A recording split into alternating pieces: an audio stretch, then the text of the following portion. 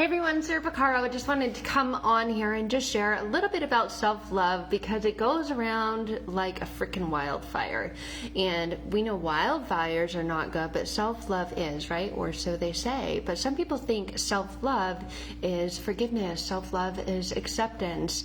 But there are some things that in my life, because I love myself, I will not accept. And some of those are not accepting to be talked down to be abused, not accepting that it is the way it is. No, I'm sorry, but that's a completely BS excuse and answer.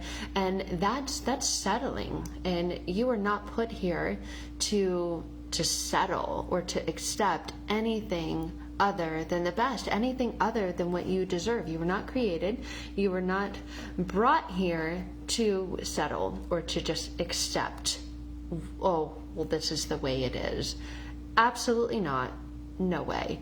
And that's what self-love is. Self-love is not accepting that you have to prove your worth to people. Self-love is not accepting to continue to bend over backwards and to give and give and give and give to people who make you feel or make you believe that you're worthless. That's not what we're put here to be, or who we were put here to be. Self-love is giving yourself self-compassion, like pouring into yourself, giving into yourself. It's a flow of giving and receiving in the areas of your life and yourself.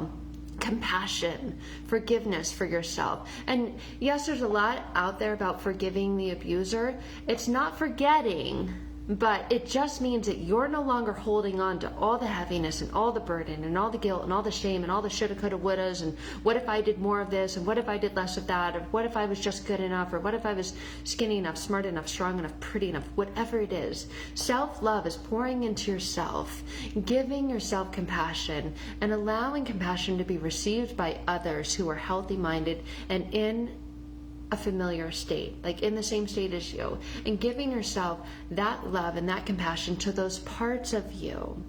Because we're all made up of different parts, right? I mean, we've got a head, we've got a body, we've got arms, but there's inner parts of us as well. And those are the parts that often are neglected when you experience trauma or abuse. So it's giving to those parts of you kindness, teaching those parts of you, educating those parts of you, that what you experienced, what you went through was not your fault, right? And you can sit there and dwell and think, maybe I should have done this, or maybe I could have done that better or different or in another way. And if I could have, then maybe I wouldn't be where I am today. And then when that happens, when that occurs, you're telling yourself in a way that where you are today is not where you're meant to be. If you hadn't gone through all those things, you wouldn't be who you are today. And it's having gone through all those things that you can take the strengths, take the learnings, take the lessons, and leave the rest of that bullshit behind. But oftentimes, we carry the lessons, we carry that, and we carry all the burden, the shame, the guilt, and the blame, and then we take that on ourselves. We have self-guilt, self-doubt, self-blame, and we're not able to see the lessons because all that other stuff is heavier and it's weighing us down even more so. That's why when you free yourself from that, you can continue to hold on to the lessons while feeling lighter, while feeling more free, while feeling empowered, knowing that you will now know if a similar situation, person, or experience comes into your space or into your realm. You will now know that you're not measured by that stuff. You're not measured by that garbage that happened in the past. Like, you are you, and you are uniquely you, and you are put here for a reason. But you're going to find it really hard and really difficult to be you if you're carrying the stuff from other people.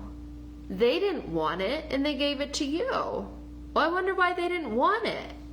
Yeah, who wants guilt or shame or blame or burden or heaviness, resentment? Who wants anger? Who wants to hold on to that stuff?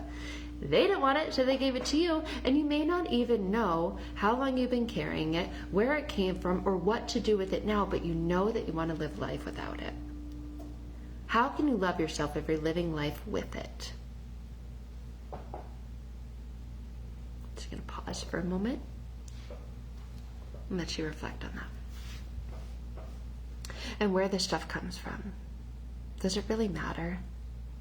Or does it matter that you have the courage, the ability, and the strength, regardless of where it came from, to get rid of it? And if that's what you're ready to do, I would love to connect with you. I just got off an incredibly powerful transformational session when we were laughing and joking at the end. You guys, this stuff is fun. It's not scary. It's not re-traumatizing. You don't have to worry about these things coming up and re-traumatizing you. There are other modalities out there that can occur in, and there are theories that say that that's where you have to go in order to be free from this. I call bullshit. I know it because I've experienced it myself, and everyone that I work with has as well. So if you're ready for that, and if you're ready to truly get to that beautiful and incredible place within yourself, then I would love to connect. You can always click on the link in the description and in the banner. I'll leave it in the comments below. So just know that, and don't accept, and do not settle for anything other than the best. Okay? If you're ready to be your best, then let's connect.